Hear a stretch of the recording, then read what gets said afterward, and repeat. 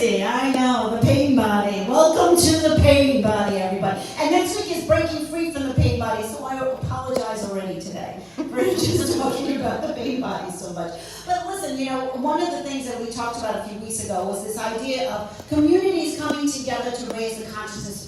People that are willing to do the work, to walk through this, to understand it, to really grow in their sense of awareness and know what they're connected to so that we can deal with these things and the things that we're dealing with. And so this is one way of looking at the way that we can deal with these things. So this is chapter 5. We've had chapters 1 through 4, and then we'll do the rest as we go along to finish out the summer. So we started out, I'm just going to do a quick overview. We started out with saying, the flowering of human consciousness is that even in the evolution of the world, and we watch as first plants did not have flowers, and all of a sudden there was a flower, right? It was a new set of reproducing, and that flower became that new way of looking at the world, a new way of making that connection. And we've done that as we've evolved from Homo sapiens, sapiens. I think that's the way to do that, to say that word.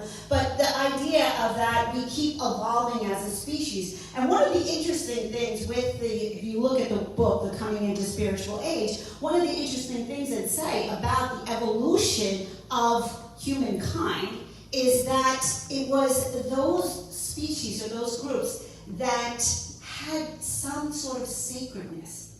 They had burial rites. They had some sort of indicators that they took life more sacred, that they opened up more to that place within themselves. And those were the aspects of humanity that evolved and continue to evolve on our planet. So it just shows us that evolving of human consciousness, we need to continue to evolve. We need to open up and expand our awareness and see what's happening for us. What are we a part of? And in the idea of that, now because of the way we live, most of us here, we don't have to worry about the fight or flight. Right? We're not in that basic survival mode. So our survival now has become more about, what do you think of me? Where do I fit in? What do I have?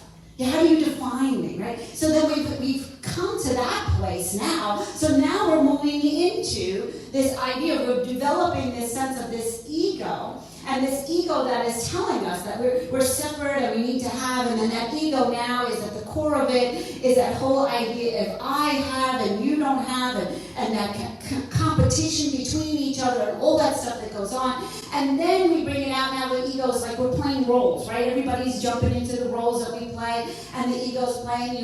You're saying, well, I have to be my role, and you have to be your role. If you don't do what you do. But underlying all of that now, he's going even deeper into all of this, is this thing that he's calling the pain body. Are you with me here? Everybody still with me here? We're moving up in this. Now we have this pain body, which is a collection of emotional. So this is now we're moving into the emotional realm with the pain body. So all that was all the thinking and then that's going on. And there's also something that he says in this chapter. He says that, we don't say I digest. Who says I digest my food, right? Your body's digesting your food. You don't consciously digest your food, right? You don't consciously circulate your blood. Right? This is our body systems just doing it. He says also, we don't consciously think. Right? The body just normally thinks. It's a mechanism of our brains to think. And so it just thinks. So this is, when we talk about the presence, when we talk about your spiritual self, when we talk about that, it is something more than all the thoughts within your mind, within your brain.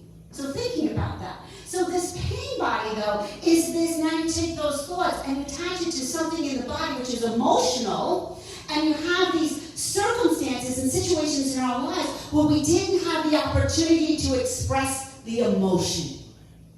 Right? How many times where somebody maybe, this might be old, might not have anything to do with you, but were punished and hurt and said, don't cry. And you weren't allowed to express the emotion from the hurt that you were feeling. Where did that emotion go? It goes inside. Right? And so time and time again, more and more emotions. You're embarrassed to express your emotions, so you hold it in. And what we kept doing was kept feeding this aspect of these wounds that were deep inside. And what Eckhart is saying, and again, this is one way of looking at it, that this is this pain that we body, that we actually keep feeding it in all different ways of all different aspects of it. It's still the one body, this pain that never gets a chance to be expressed. But now it has this entity, it's like this life force inside of us that's fueled by our thoughts and attached to, and every once in a while, you ever wonder why do we think about, when is the shoe going to drop? Why do I get uncomfortable with being peaceful and happy? It's the pain body. It's like one is like, no, this can't be right. This is not who you are, right? You have to defend. You have to watch out. There's all these wounded parts that are messed up and inside yourself, and they don't know what to do with who you are and what's going on in your life. So he says, Eckhart says to start to look at this. What is this? Again, all of this is preventing us from having this sense of this consciousness, of this awareness, of this ability to witness, and not only to witness, to be connected to something which is our true essence, which is grace, which is that energy that comes in. We started out our service a lot with the let go and let God, because we do a lot here of that idea of bringing in that level of consciousness that's bigger and better and helpful, and we can call it by all the names of God, Goddess, and all the different masters that are there that knew that connection, that knew that line, that knew that place that is here for each and every one of us. But we need to take that presence and to look at what we've created in our own lives that prevents us from having that awareness of that presence, from being really in that presence. And this is a very real thing. You ever notice, like, I don't know why I'm so angry. I don't know why they piss me off and I'm so mad at them, and you just get caught up into it. These are pain bodies. Or is that the feed me, Seymour? That's the way you can think of your pain body. And the thing is, this is not, in Buddhism it says, be the observer of these parts of ourselves. The parts of ourselves that continue to say these old negative thoughts, all these old things.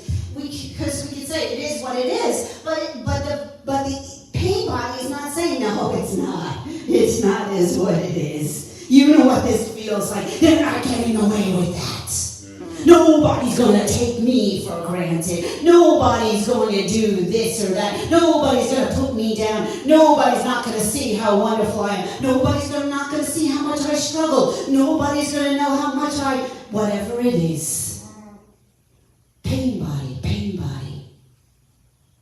Caught. A web of old emotions, old pain, old history, all of it, never able to be let out, to be comforted, to be expressed as it needs to express. And this not only is within each one of us as individuals, remember, there is one. We are all connected. So there's a collective pain body. And that collective pain body is out there going, feed me, Seymour, as much as our individual ones are. And so we say, which wagon am I going to join? Where am I going to be? Where am I going to just put that on in that whole pain body? And it just becomes this endless cycle. And then many times we just want to shut it down and turn it off. There we go with our addictions now. Shut it down. Let me get distracted. What can I do to keep busy? I can just be in thought, never feeling no emotion. Just keep the brain going. Da, da, da, da, da. Or shut it down. Watch. Just put on that. You ever drive around the streets and see people with their TVs on? It's like blue light. It always looks like everybody's being, hypnotized. They say the television was the opiate of the masses. Quote I heard once. So this whole thing of just wanting to numb out, rather than to welcome it, to move through it. We're going to work on breaking free from that next week. However, what do you do now? Don't add to it. Don't add to the pain body. That's where we start. That's where we start. We have, the first part is becoming aware of it. It doesn't feel good. Be very present in your body. An emotion is coming up that wants to attach to a whole bunch of other emotions. You know what? Just let it be. Find a safe place, find some safe people, and let yourself express it. So you don't have to add more to the pain body. And then come back around to finding presence, to all asking for grace, and surrender to the moment. And together, as a group, we will rise up. We will elevate all beings to be free from the suffering that the pain body creates. So it is. So it is.